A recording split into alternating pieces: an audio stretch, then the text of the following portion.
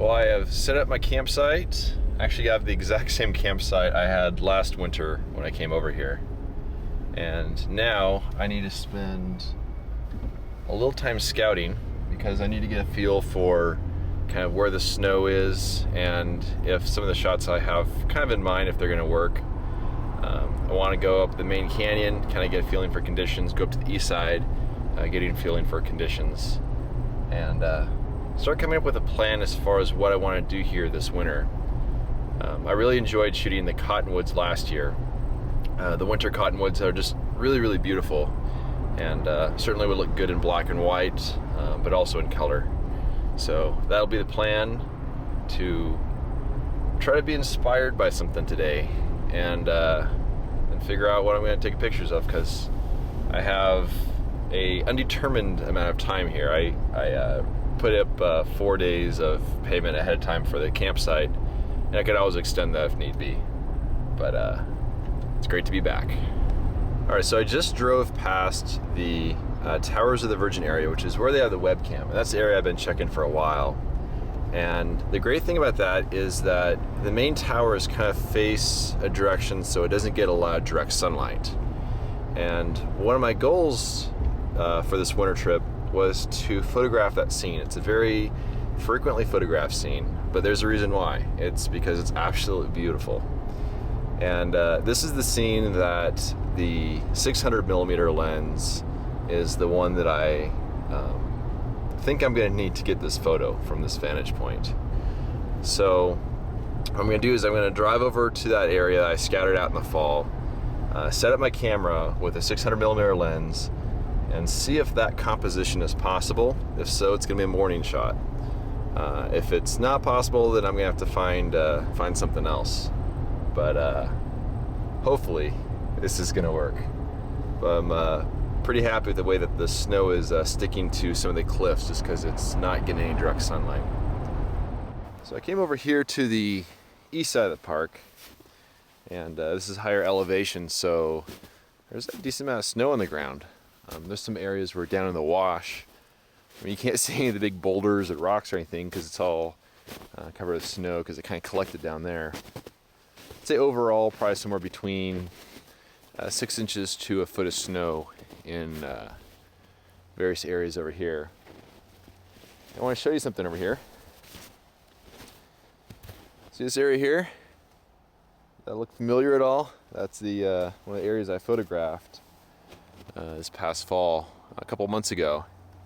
So there's a little tiny maple tree there with the really kind of low growing along the pine tree litter. But I do enjoy revisiting locations I've photographed before, because it's just kind of interesting to see them during different times of the year. And almost unrecognizable right now. I'm gonna keep scouting around, trying to see what I could find.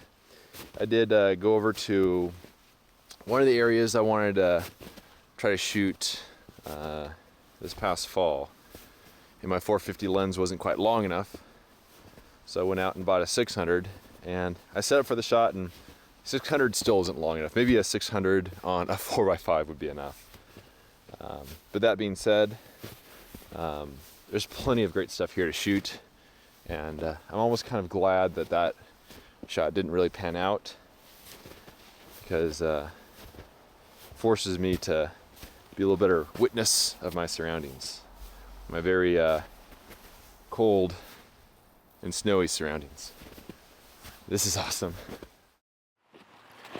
So I came over here to the Big Bend area, because this is an area that has collected quite a bit of snow, mostly because of the orientation of the sun and the fact that this area stays in the shade basically all day long. And there's probably, I don't know, maybe 4 to 6 inches of snow down here. When I came down here in the fall time, there's a pretty cool stand of trees that I was hoping to photograph with the fall color, with some of the cliffs of Angel's Landing in the background. And the fall color was kind of weird, and I never quite got around to it because I was kind of preoccupied by some other stuff I was doing.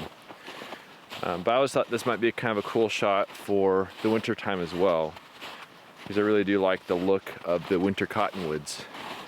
And if you combine that with a little bit of snow, and if we have a nice clear day with some reflected light, get some glows going on, that might be kind of nice.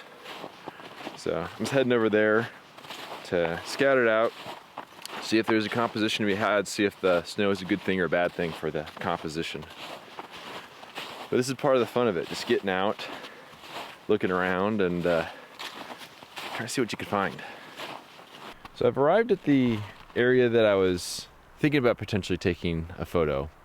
I was thinking it could be interesting with some snow in the foreground, some winter trees, and then the red cliffs in the background. But what I really wasn't necessarily anticipating was the amount of snow kind of low at the base of those cliffs. And basically it camouflages the winter trees, so they don't really stand out at all. They just blend right in. Higher vantage point gives actually kind of a cool look at the scene, so I'm gonna have to kind of explore that. But the composition I was thinking of, not gonna work so well. But it's all part of the process of just getting out there and seeing what you can find. So I'm already kind of seeing that the snow here is definitely putting me in more of a black and white mindset, which is certainly one of my New Year's resolutions for this year. And I found a scene that could be interesting. It's an interesting view, but one that I've never really found a composition for in color, mostly because I didn't know what time to photograph it, because the light can be a bit harsh at times. But since black and white can deal well with that, and the snow simplifies the scene a bit, I'm excited that it might be kind of a midday photo, perhaps if there's a little bit of clouds in the sky or something along those lines. So, good to add something to the list of things that might potentially work. Only downside is that for this particular photo, I probably have to have the camera set up in the water. And the water's a little chilly, but I did bring my dry pants and all that for if I was going to hike into the Narrows. So I have the gear for it. But I'll have to come here tomorrow, midday-ish, and bring my camera and see if I can find some compositions. And I have to check the weather too to see what's going to be happening for that. But now I think I'm going to head back down the canyon and check out some other areas I've had my eyes set on, and see if I can find a composition. And I think tomorrow morning I'm gonna have to head out at first light and look at a few scenes in some before sunrise sort of light, and see if I get some ideas on how to photograph them. But it's exciting to be out here. This is the first time I've been here with any degree of snow on the ground. And that's pretty cool. So I spent a lot of time today scouting around and going to some of the areas I thought may have had quite a bit of promise. And there's some areas that were decent, but some of the stuff that I thought might be good, I don't think it's going to be quite as ideal given the conditions. There's some areas that have a lot of snow, which is great. Some areas that it's already kind of melted away. And so it's on a little bit of a short fuse where if I'm going to shoot some of the snow, I'm going to have to come up with a plan here pretty soon. I think tomorrow morning I'm going to head down to a pretty commonly shot area, the whole Towers of the Virgin area, and see if I can find some interesting subjects over there. I mean, it's a pretty easy shot, but maybe a detail shot, or maybe like a long lens, or maybe something to make it kind of interesting. But I'm really looking forward to getting some dinner. I really didn't have any lunch today, and had a pretty early start this morning.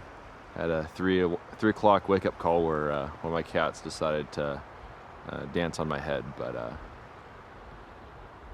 it's a long day. It's kind of surreal that I'm here, and looking forward to tomorrow when I got a little more energy to look around and see what I could find. If you love this content and want to help support my journey, you can do so by subscribing to my YouTube channel, telling a friend, or sending a contribution of just $24 a year via PayPal. I depend on the generous support of people like you to produce this ad-free content. Thanks in advance for your support.